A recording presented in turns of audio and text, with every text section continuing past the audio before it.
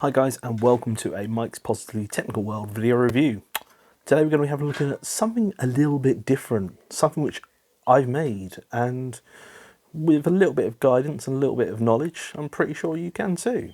So let's get on with having a look and seeing what it is, and seeing how it performs, etc. Yeah, let's get on with it.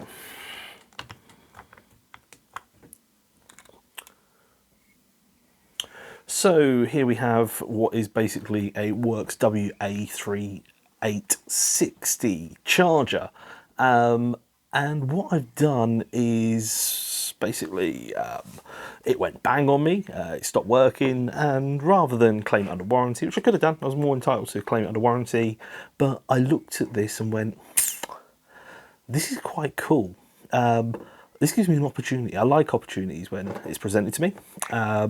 And this opportunity came about basically, or the idea came about it. Me and my wife were on a train heading down towards London, the old big smoke. And yeah, I had my usual works charger set up, just like that, using the WA4009. And I had my handy little lead plugged in. It says, get this lead out. I'm twisting it. This is VNIP lead, but there we go. That's brand new in packet. And I plugged it in there, and it's very, very good. It went into my device, my mobile phone, and I was charging, and it was good. And then my wife said, oh, can I have a charge as well? And so I got another lead out, which I happen to have with me, and she plugged in as well. And it said on her phone something ridiculous like to get an extra 20% on a battery is going to take something like 6 hours. That was incredibly slow, and although I obviously claims a 1.8 amp maximum input with a 2 amp maximum output, I didn't think this was quite outputting what it should do, whether or not it's due to the fact being it's old, it's faulty, whichever. This was actually manufactured in 2020, so it's 3 years old now. I haven't really used it, and to be honest, it works fine as a slow charger, but I think my wife was basically after a charge in an hour sort of style charger. Or definitely top up the battery in less time than what it was displaying on the phone. So that got me thinking, and I said when this opportunity arose to give me a battery connection that was safe potentially, it sort of sparked my little idea through my head. And what I came up with was this. So your battery goes on here, and then you have a power button, which is here. And you can push this, and it lights up in orange and black, which are works colours, because I want to keep the theme running. And then inside here, unfortunately, due to a slight oversight,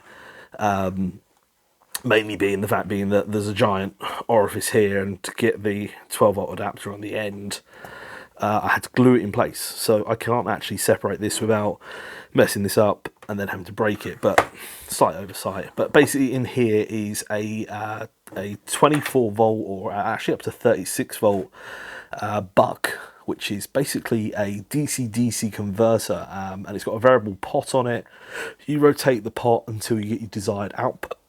In my case, I wanted 13.8 volts, so I can have a cigarette lighter or 12-volt output adapter. I chose this one specifically because, number one, it's vaguely waterproof / dustproof for getting foreign bodies in there, like dust and potentially some moisture. Obviously, you've got like a can, obviously, in your rucksack and your condensates, you might get moisture in here. But on the inside here, it's got lock points left and right, which means that you can take your 12-volt USB adapter, insert it there, and then you can take your fly lead, or up to 2 fly leads, depending on which orifice you decide to put into it, and then you have equivalent basically of a 12-volt output. Obviously 13.8 volt means that the wattage that it draws is the same, but the amperage is slightly lower because you've got a slightly higher volt rating. And that works on Ohm's law, which is the principle basically of volts times amps equals ohms, equals ohms equals watts. Sorry, volts times amps equals watts. Watts divided by amps equals volts, etc. Basically, it's a triangle. If you don't know what it is, look it up. It's quite an impressive mathematical law, if you like. It's called Ohm's law.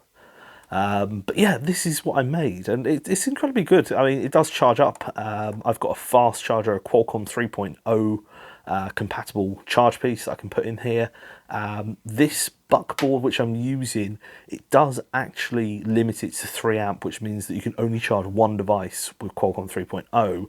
However, if you get a larger buck, basically you can get a 24 volt or whatever voltage input to a 12 volt output or 13.8 volt output buck that can handle, I think it's up to 20 amps.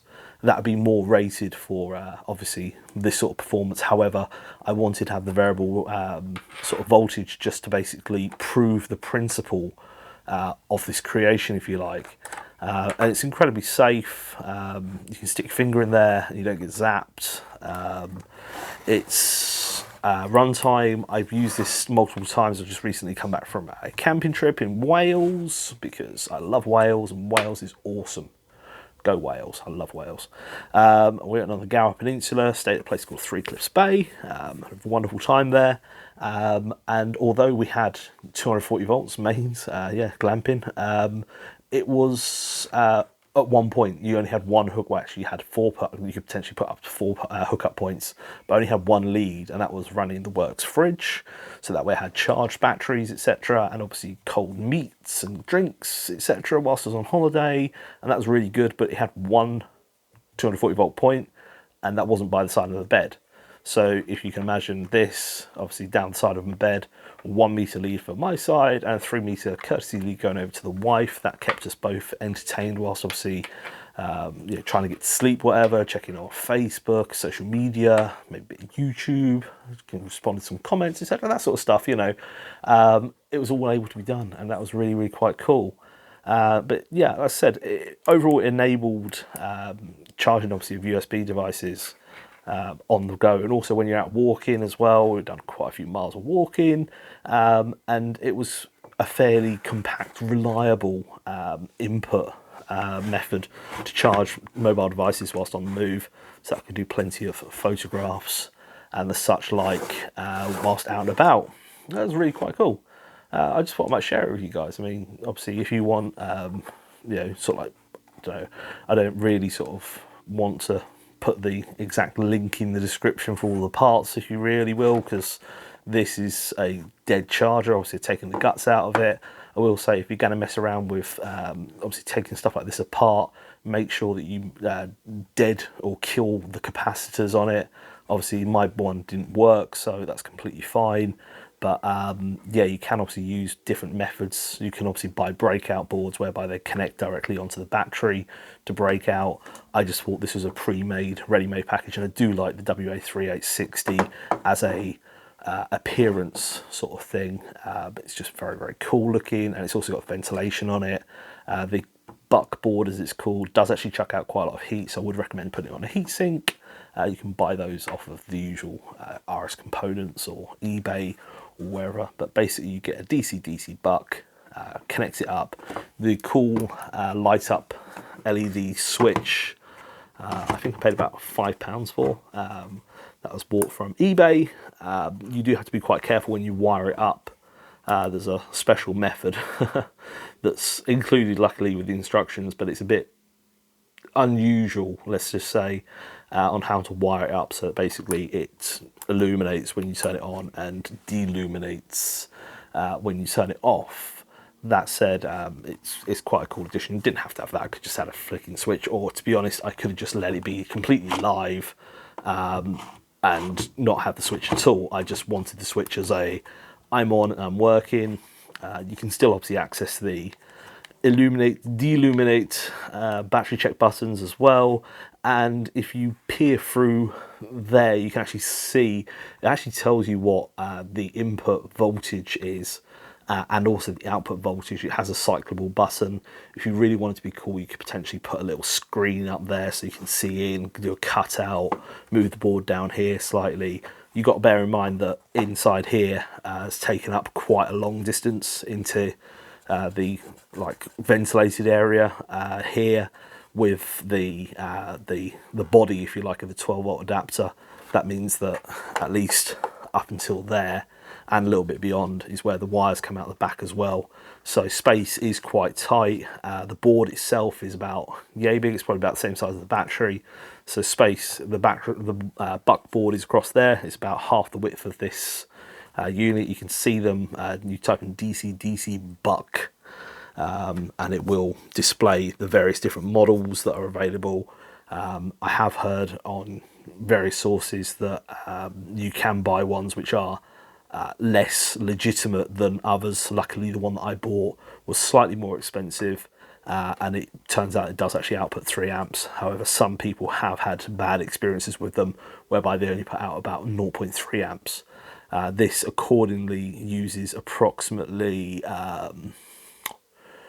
it's about 14 watts to do 2.1 amp outputs. So that's a fair amount of current obviously required.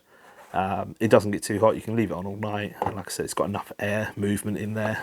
You might want to add your own fan, etc., if you really want to, but I find that this is an adequate setup. Obviously you can make your own project box as well if you really want to. Get your own 3D printed adapters, if you like, to break out, or you could use the bottom of an old drill or an old power tool. Obviously, if you've got an old works tool that maybe there's a bit of dust, you can use the adapter, maybe chop it off and then just solder directly onto the leads. Obviously, only do this if you are a competent electrical boffin, if you like, or service person. I don't consider myself competent at doing that sort of stuff, but I've done it and it works. Therefore, if I can do it, you can do it. That's my principle in life. Anything like that, I don't consider myself an expert in anything electronic. I've not been trained in doing anything like that. So therefore, yeah, you know, it's fairly simple. You know, DC circuits are literally start with a positive, run round, put a switch in line, where's the load, in this case obviously a 12-volt adapter, and then come back round to the negative. That's it. There is nothing more to it. They're quite basic. If you start to learn your basic electronic circuits, start with a battery and an LED, and then maybe add a resistor and then up the voltage, etc. You can start learning a lot about that. Obviously, you can also use a buck board, so you can vary the voltage. Yeah, it's a very interesting world if you start getting into it and you start getting very, very creative. But there you go. That's what I made. That's what I've built.